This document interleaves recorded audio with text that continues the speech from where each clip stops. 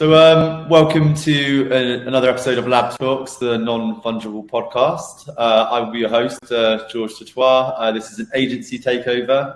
We have Ben, the LabTalks regular and the usual host, but he's representing Alkimi today.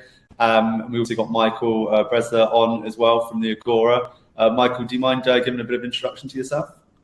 Yeah, sure. Thank you, Georges. Hello, guys. Michael Bresler.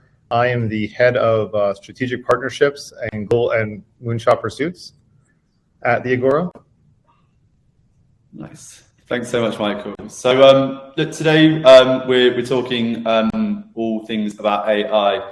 AI has been across the news quite a lot recently. Some interesting articles out, some hopes, some fears about what the future of AI might be. And I just wanted to get you two in the room, as you know, you're in the forefront of your respective careers. And yeah, just want to hear a little bit about your thoughts about things that, as I mentioned, that are happening in the news. I think the original kind of conversation stemmed from Michael reaching out to us at Eidgensi, and you kind of wanted to see how it was impacting our workflow, and you know how we were feeling about the technology that's in front of us at the moment. So, Michael, I don't know if you want to go into that a little bit, and we can maybe move from there. Yeah, so we were starting at Agora. We've been looking at AI copy, and I think in general the world seems like ever since ChatGPT came out, it's been going crazy.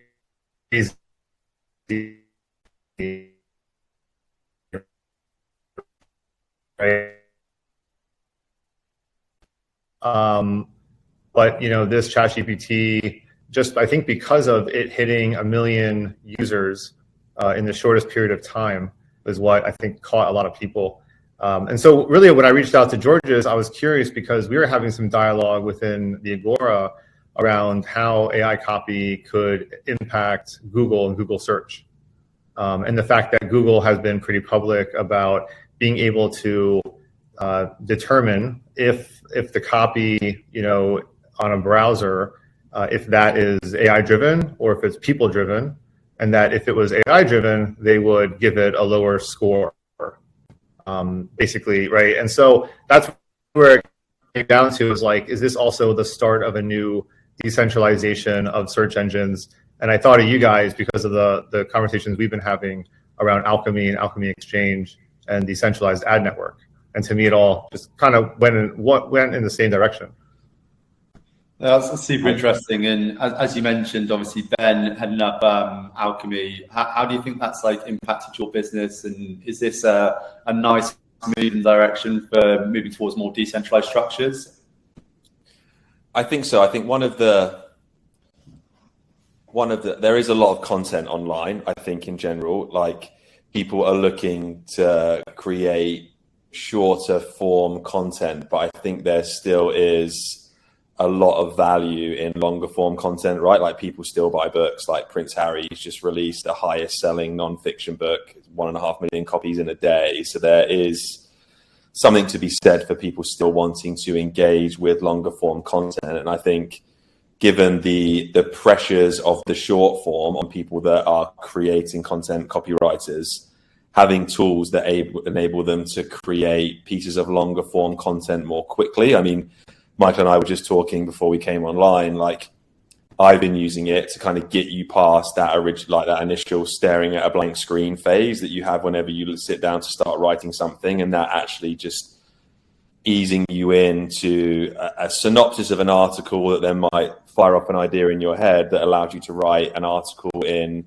30 minutes rather than an hour and 30 minutes. So if that's the case for a copywriter, their output could increase by threefold. So there's more better in-depth content available because it's much easier to create now. There is a tool that in effect does a lot of the research for you, creates a synopsis that's easier for you to digest that you can then go out and build on top of, which I think is kind of where you're getting at. It in the Google example, it saves you a click, tell me the best places to go to, the best restaurants to go to that have won a Michelin star. You'd have to see each restaurant and then click to see if you liked it. Whereas AI can give you a synopsis of the menu, the reviews, whatever it may be.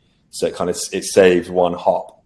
And it is funny that hop is really much where Google makes all its money, you know, like bidding to be the top search ranking, the top ad on a particular search ranking is where they make all of their money still. Like search is their powerhouse. So it's interesting that they want to push down content that's written by AI because ultimately it will affect their ad model and revenue. So yeah, it's going to be interesting to see what wins out. Will it be the old centralized powerhouses or new decentralized content writers, search engines, whatever that looks like in the future?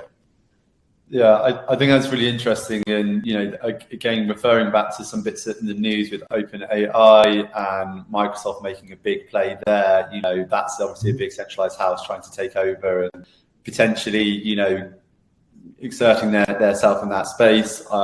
I've seen a few different articles that have said that there's a longer play here, and they talk about the $10 million earn out and things like that. So, you know, I think from our point of view, it'd be nice to make this a bit more of a level playing field and it not just be taken on by another powerhouse. But, you know, there's naivety there. Equally, that it's, you know, there's a lot of money in this clearly. And from a business function, I know already, talking personally from kind of agency output, we're definitely leveraging that for the better, I think. Yeah. So Ben, you mentioned briefly about, you know, kind of like copywriters and like removing that block, and I think there's been a lot of like fears around, you know, who's going to get replaced and, you know, what, you know, jobs becoming redundant. Michael, we previously spoke about this a little bit, but I think we kind of landed on our thoughts where, you know, we're more going to kind of use it as an enabler, as an additional bit of our toolkit rather than like a blocker. But do you want to talk a little bit more about that? Yeah, sure. Thank you. Yeah, that's a great point. I think the word on the street, and of course the marketers who love to advertise these things, right, want to sometimes strike fear in people's minds and what this new technology will do. And we see that a lot. If you think about any emerging technology, there's always this fear of people being replaced or redundancy. And I think what we see with AI is, I mean, we see it as, like you said, enabling a copywriter to do more with their time and to be more efficient and to put out more copy, more quality copy, because they'll be involved with it, right? So I think right now it's one of those things where if you have a copywriter who is really good, right, they'll be able to use the tool to make them even better in the sense of like Ben said, ideas, volume, right? But if you're not a good copywriter, this is not going to be necessarily a tool that's going to help you.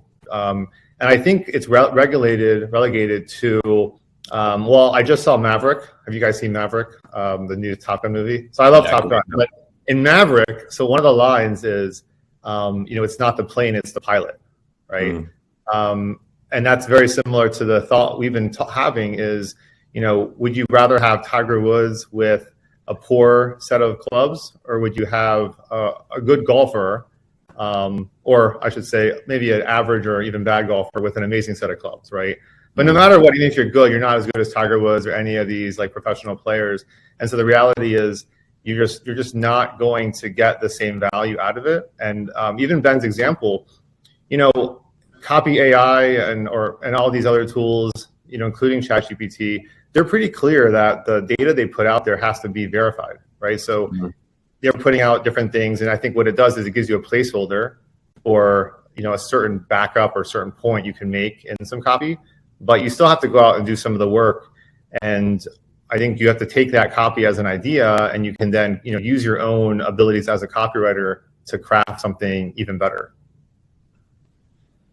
Absolutely. I think that's really important, and I think that's a really nice message to put across. I think we're pushing out an article at a similar sort of time when this podcast goes out about, you know, jobs not being redundant, and it's about that elevation. And as long as you're highly skilled and quality, you know, quality always wins. So, you know, I think that's quite a nice thing for the listeners to hear, and also the message to be putting out rather than, you know, screaming that this is doomsday and it's all over from now. Jumping across a little bit, unless you guys had anything more on that. Well, I'm a big fan of an analogy, and I think I didn't make this up, but I saw it and I thought it was absolutely perfect. It's like if you're not working on your prompts for any kind of AI, you're doing it wrong. And it was likened to not practicing with your wand if you're a wizard. And then if you kind of really want to thrash that metaphor, it's like there's a reason that the young wizards go to Hogwarts and they learn the easy spells first, and then eventually they get to the point where they can beat Voldemort, you know? So like you do have to practice with these things. You have to learn the prompts to get the most out of it and be very specific with the way you ask questions. And that is a skill in and of itself. And that skill is built on experience that you've gained in whatever field it is that you work in before applying it to the AI. So I think that really nailed it for me. And yeah, it was an analogy, so it really spoke to me. But maybe I'll start writing analogies with AI and see what comes out. Exactly. Yeah. Well, I like for me, it's the sporting analogy. So the Tiger Woods one, but I coached Little League baseball for 10 years. And, you'd have like these 7 or 8 year olds, and, they had some improvement as far as catching the ball, hitting the ball with the baseball bat. And you'd have parents come to you and they'd say, is this a bat that I should get my kid? Or is this a glove I should get my kid? And I'd say, the bat's not going to help them hit. Like, you have to make contact first. And if you make good contact and have a good swing, then the bat will actually help make you go farther, right? The same with I love the sports analogies, but it's, any type of, equipment that you use, right? The equipment is only going to be as good as the person using it. Yeah. Whatever it is, whatever additional thing it is to you as a person. I mean, it could be Canva, right? It could be anything. Design stuff, but if you're a really good designer, I would say like Canva would make you amazing, right? Just because of what it can do for you. But if you're not a great designer, like, you can only go as far as your own abilities. Exactly. So, yeah. I think quite a nice segue from you doing your Little League coaching and going on to kind of AI in schools and in the kind of education sector. So, this has been a lot of hot topics, and we've got some, graduates in the business of ours office at the moment. And lots of people, are saying they're writing their theses or courses on there, or teachers are using it to mark long form content. What are your guys' thoughts on that? Because obviously that's the next talent that's going to be running through into our businesses. So what do you guys think about that? Yeah, for me, we won't get so deep into my beliefs around educational systems, but I will say is that, it's a responsibility that we teach our especially younger generations the new technologies that come up. So when the news came out that New York City had banned using, AI copy tools for both students and teachers, that message to me was that somebody was afraid of not keeping the status quo, right? Somebody developed the world we live in, and now that world is going to become disrupted, right? And so what are we really doing to our kids if we don't allow them and help them use it? So I'm not saying allow, I'm saying not only allow, but actually teach them. Teach them how to use this stuff, because when they get out, because by the time they get through college and university, and they're in the workforce, like, this is going to be something that is expected for them, right? So for example, like, I feel like we're all sort of the same age. So I learned like Microsoft Office, right, when I was in college, right? So like 1999, 2000, I took like a Microsoft Excel class, right? Yeah. And when you went out into the workforce in 2002, you actually put on your resume, like, I know Microsoft Office.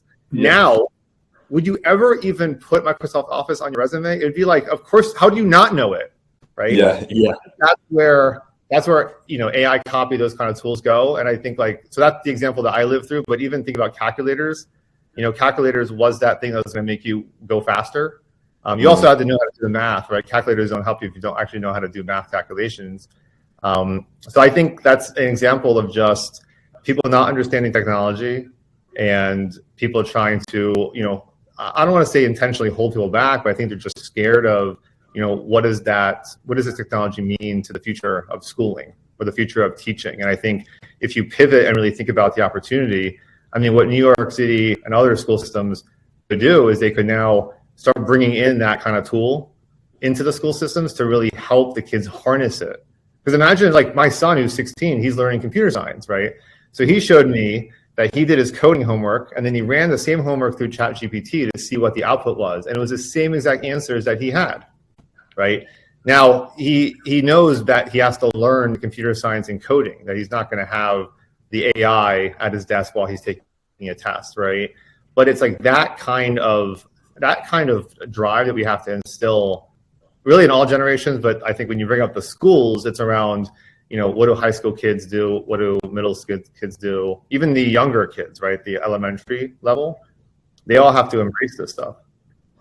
Well, I think like working smart is something that we should all try and do. And I imagine if you asked a teacher, what is the worst part about your job, they would probably say it's marking all the kids' homework. And it's like they have to probably do that in their own time. It might take them 2 hours. If they can just run that stuff through AI and it comes out, in your example, with the same answers, they may save 2 hours every evening. They may sleep better, see their partner more. They are more invigorated and energized to go and teach the kids the next day in a way they perhaps wouldn't do if they'd sat up all night mucking homework. It just instead of like thinking about like, what is this going to impact and what are the negatives? It's like, okay, well, if we teach people how to use this sensibly and then you apply it to certain things that are monotonous or low value, what does that then enable you to do that is higher value, like spending more one-on-one time with kids, doing more tutoring, whatever it may be? I think that's the way to approach it rather than kind of a blanket, no, we're going to ban it, people are going to use it to cheat, like that's a very blunt way of doing it. It kind of reminds me of the GDPR legislation, which has just made the internet worse generally and has hurt smaller publishers, and Google have enough money and Facebook have enough to pay the fines. So yeah, it's how it's regulated and implemented rather than just being like a blanket no and being scared of what the technology could happen. It's like, okay, yeah, but what could happen? Look at it in a slightly different way. Chandra always says that, but yeah. I think that's interesting. And I think what I'm hearing is a recurring theme through this conversation is its perspective, right? Lots of people are looking through a negative lens. It's going to lose my job, or, kids aren't going to learn properly or whatever. But I think it's about that kind of responsibility and maybe kind of like stewardship to, push people in the right direction. And of course, people are going to use and abuse it. But, if you have enough people pushing in the right direction, that's going to get you to the place we need to be. Yeah. And I think, so again, this is not an attack on education or education along with AI copy tools, right? I mean, the reality is throughout our world, there have always been people who have thought that certain things were never going to be real, right? So in the 30s, the chairman and CEO of 20th Century Fox said there was no way that people would spend an hour a day watching a wood box. That was television, right? It's like where we are. I mean, there's a rumor, I don't know if it was ever verified, but that Munger, who is, Berkshire Hathaway, had said in 2008 that there was no way Elon Musk would ever succeed with Tesla, right? And then you think about like Google talking about crypto, or anyone talking about crypto or Bitcoin. I mean, you can go back in time and just look like the Newsweek article saying that the internet was a fad. So it just constantly goes on. But I would also say is, I mean, if you want to talk about the other educational things, I mean, it's not just the AI copy tools, right? I mean, really what it comes down to is just aligning education with the reality of the world. Yeah. Right. I don't think in most schools they teach a lot of the things that they need to know, like financial literacy, right? Yeah. I mean, you come out of school and you're going to get a job. You don't even know, like, where should I invest? What should I buy? Like, I mean, it's a little bit insane. So again, it's like, the AI copy is like a piece of it that, throws that red flag and says, wow, you should really teach the children this instead of banning it. But then it's just a symptom of, I think, a bigger challenge around people who just have like a certain way of doing things. And this is how we've done it for a million years. And like this, every kid takes geometry. Why? I don't know. Yeah. You do, right? That's what you need to do. Yeah, I think just like in general, virtually anything can be used to be good or bad. Do you know what I mean? It's like money, for example. You can use money to donate to charity, or you could use money to buy drugs. Like it's the same instrument at the end of the day. It's how the person on the end uses it. And generally, if you don't teach people the right ways in which to use it, they will figure it out themselves. And people don't always get that right first time. And sometimes you can't take back mistakes that you make. So like, I think it is a little bit short-sighted to not want to embrace this, in my opinion. But if anything, if people are saying it's a bad idea and they're kind of giving it that death knell, it's probably a good reason to spend some more time getting into it and learning about it, because as you say, there's hundreds of examples where people have said that with new technology and just been completely wrong, and their just incentives weren't aligned to that new technology a lot of the time. And to Ben's point, I mean, the reality is if you want to do it, you'll figure out a way, right? Yeah. So when I talked to my kid, and by the way, he gave me permission to talk about him a little bit, but he did make it clear that he hasn't used it to cheat, so to speak. Like, he still does his work. He just looks at it to see if it actually helps with his work. But when I told him about the New York City thing, he said, well, they'll just get VPNs. They'll just figure out how to break the geofence, right? So, like, the point is that, you can't really stop the people to do it. If they really want to learn it, they'll figure it out. And so, like Ben said, if they're going to do it anyways, you might as well try to help them do it the right way. Totally. I definitely agree on that. So I guess what could be quite nice to talk about towards the end of this is maybe like some tools that we're currently using, things that we've liked about them, things that have helped your business, because it's always going to be handy for users. I know we had a conversation in New York the back end of last year, and one of our takeaways was Writesonic. We've used that and implemented it with some of you kind of get the wheels turning on some blog posts and things like that. It's definitely not perfect when it comes out, but what's interesting is as you kind of change it and evolve it, I think then it's getting better. It's learning, it's pulling from different datas. I think also one of the challenges that we see is we're talking about things that maybe don't have a huge amount of information, like Web3 or NFTs or crypto behind them. It's a little bit newer to the internet, where if you're talking about other areas or other things that have been around, since the .com boom, there's going to be a lot more information that they can pull from. But I guess, the first kind of question is what tools are you using, and what do you think, what's great about them at the moment, what's not so great, and maybe we can talk about some wish lists for the future as well. Sure. Yeah, I mean, we've been testing a bunch of them. So you mentioned Writesonic, Jarvis is another, AI or Copy.ai is another one as well. And I think then ChatGPT came out, and that kind of just blew everyone up. Yeah. I mean, for me, it's interesting. Like, Writesonic got a lot of really good feedback. The Copy.ai, what I liked about that service was they have this freestyle program where you can just put copy in and just kind of put the copy back in and just keep churning more and more longer form copy. I thought that was interesting. So what it evolves from what you've initially put in, and then we'll exactly. You can start with a few words, and then it'll give you like a paragraph. You can put that paragraph in, and you can modify the paragraph and put it back in. Okay. So that's what I started getting more enamored with, was just that one piece. Other folks were looking at like, this, like, Jarvis, like you said, all of them have like maybe, I don't know, 20 or 30 different use cases, right, of helping with your lift node or helping with your short form copy or trying to get to long form copy, your space ads. I mean, they pretty much have sections that they say will do all these different things. I think it's just a question of figuring out what your use cases are and what the biggest impact is going to be for your business. What I liked about it was, and I think one of the considerations I would say for anyone who's trying to use it is, I keep a document of all of the original terminologies I use that gave me those results. Because what I found was, over a whole bunch of times, like, I didn't even remember what I initially put in, like, to where I was. And that was hard for me, because it was almost like, oh, how did I get it to say that, right? And so what I started doing was copying like my original text, and then at the bottom of most of the applications, I mean, you can basically just copy all the results and then you can just put it somewhere. So I've just been putting it into a Word doc just to see like, oh, these are the initial 5 terms or my initial paragraph that I wrote. And then there's also, you can pick like your tone, right?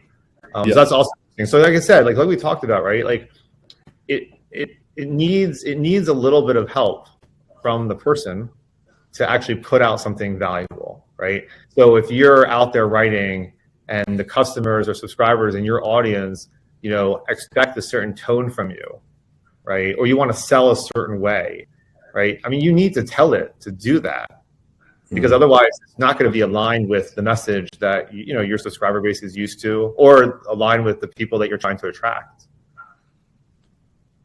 I think that's a really important message, actually, and I really love your methodology of like actually realizing where you started, because you know, sometimes the inception of idea of where you get to, because you kind of get caught up in it and you're not necessarily creating the copy, the image, whatever yourself, that you can kind of get lost along what your original objective was. So that's quite a nice way, and I think even that process or that method is you leveraging the AI to its best ability and then understanding how you get the best out of it as well. So that's a really interesting take. And that's personally, that's a good little takeaway for me, because I think sometimes we start off with a one-line idea, and then the next thing you know, you've got a 1,500 word blog, and actually, did you get out what you wanted to from the start? So just seeing those kind of like, you know, touch points along the way is quite a nice way of just measuring that, of you know, getting the content you want, rather than just a bit of a scattergun approach and just hoping for the best. So I think that's a really smart way to think about it. Thank you.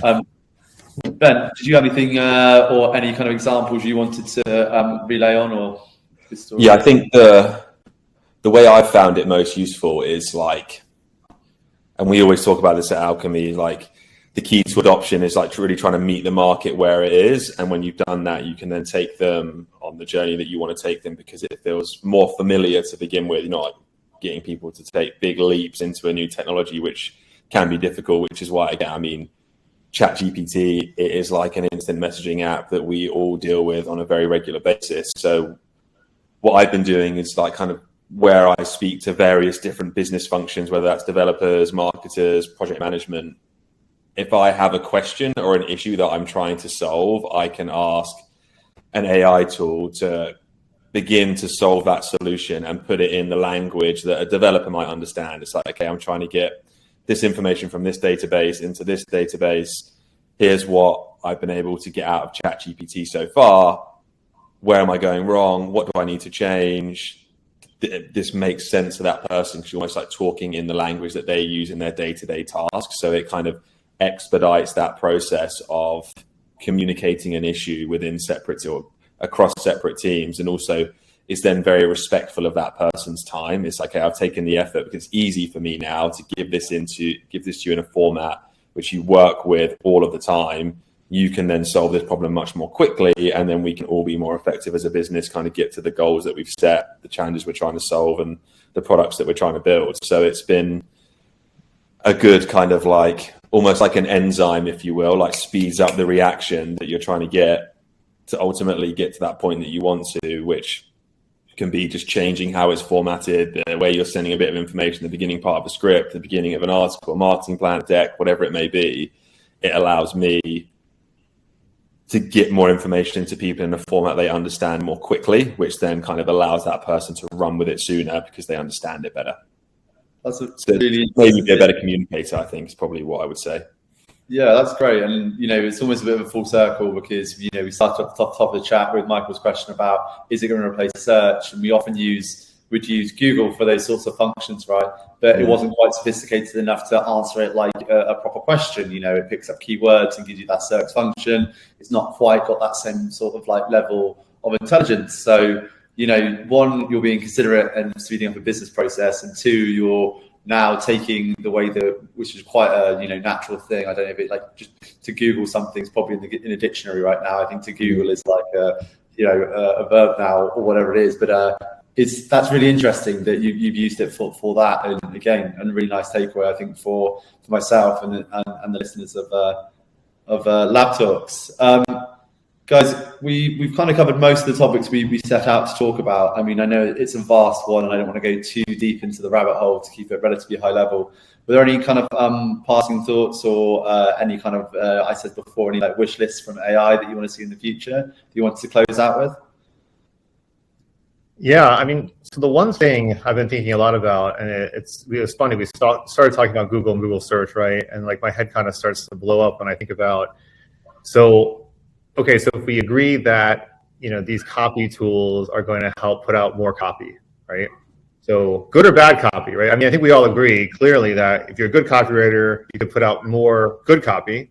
If you're a bad copywriter, or, you know, someone like me who's just like trying to put out some things on LinkedIn, you're going to be putting more stuff out, but it may not, if you're not using it properly, you know, hit the right audience or attract the right people. So I think for me with AI, and maybe it's not AI, maybe it's a Web3 decentralized thing, or maybe it's an Alkimi with a decentralized exchange or something. Maybe there's something else out there. Like as a consumer of content, right, with more content out there, and it also means more bad content, more good content. Like how do we figure out a way? Because I'm already overwhelmed. Like I have Twitter. I can't even look at it because I know that people are using like hype fury and they're posting like automatically every hour on some post they did on LinkedIn. And it's just like, I'm almost like, okay, I just can't follow. Right. I'm on these WhatsApp groups. I'm just like, okay, I'm 32 messages behind. Like, do people work? Like what's going on here? Right. And so I feel like what my wish list is, and maybe we could all build this, is something that would actually give you everything you need to know in a very meaningful, curated way. That can weed out all the things, right? And again, that might be an AI thing that has to be done.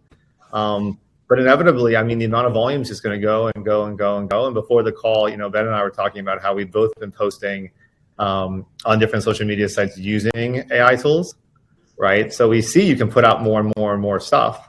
Right? Does more and more stuff actually make a difference in the world? Like, does it help us achieve what we're trying to achieve, or is it just make it harder for the content, people who are consuming content, to actually, learn more, get more value out of it? Yeah, that's super interesting. I know that this must be maybe 10 or 15 years ago. Yahoo put out a similar sort of tool to condense the news. So it would pull algorithms from different headlines and give you just a bit more of a distinct kind of news feed, and probably more like what the news we're used to today. But it's almost a bullshit filter, right? You're asking, like there's so much stuff coming through. After this podcast, we've got an article that we're putting out, and we've also going to put some tag the tools in there as well. So through that, adoption increases. We're talking about it more and more within the offices. And people are going to be doing that, and everyone becomes a content creator. But you're right, the quality, we might see that sharply drop down. So yeah, it's a really interesting and thought-provoking thing. And maybe this is something that we try to talk about either on another podcast or get in a room and try and solve, something we build. But really interesting point. Thanks for that, Michael. Sure. I think for me to kind of go into what we kind of live and breathe every day, which is kind of advertising online, I think that one of the things that made Instagram such an effective ad product for such a long time, and like, say what you want about it, they had, and still do have, an amazing ad business because they are able to crunch an insane amount of data, so much so that people think their phone is listening to them. And I don't think that's true.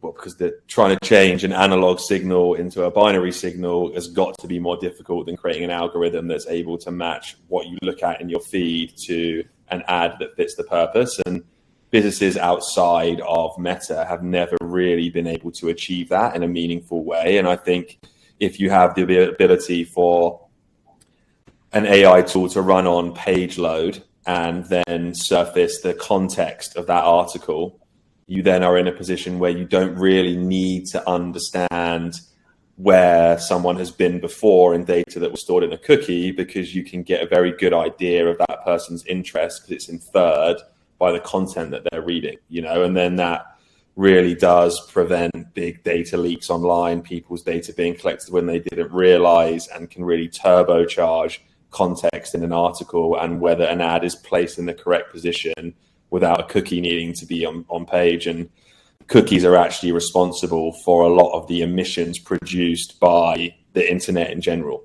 so if you can remove that and have a tool that is very efficient and quick at delivering an ad that is relevant to you, it will improve your experience online because you're not getting bombarded with ads that suck, because you'd only need one ad rather than 100 to kind of get the message to that advertiser where they need to be advertising. It allows more efficiency to that advertiser because they can be like laser focused is where they want to serve that ad. It will improve the efficacy of ad campaigns where there is already a lot of wastage in terms of time, resource, really. So if you're able to sharpen up the targeting in a way that Meta have done so well for the last 10 years across everyone on the web, it will level the playing field somewhat. And then you have that combined with people writing content and copy with these AI tools, it will kind of give power back to journalism and free speech and all of the internet existing in the way it does right now, which is effectively ad funded right at the end of the day. So like maintaining that, I think, is key to just providing access to information to virtually everyone. So yeah, that would be my dream, is like using it to create really effective targeting tools to make ad performance better, which improves your user experience online and just generally makes the internet a better, more fun place to be than it's kind of turning into at the moment. I like that. That's really nice. I think, you know, if the, like you said, I think at the start of your kind of point around what site you're on and having it geared more towards that, then, you know, if I'm reading an FT article, I don't need to see the thing that's going to get me off that. You know, I'm probably there for a reason. Yeah. You know, like we live in a world where distractions are rife, and we've got, you know, notifications coming through our phone, and maybe this is something to maybe keep us a little bit more focused. So it could be maybe lean towards that as well. So it's more like a, you know, social responsibility lens to it as well when socially responsible advertising. So that's a really nice point, Ben. I think, you know, we should wrap it up there for today. And, you know, we can continue the conversation. I'm sure we're going to get a few comments and feedback from this, but just want to thank the guests for joining. So Michael, thank you so much. And Ben, this has been an agency takeover of LabTalks, and we'll see you guys soon. Thanks for having me. So much. Cheers. Yes.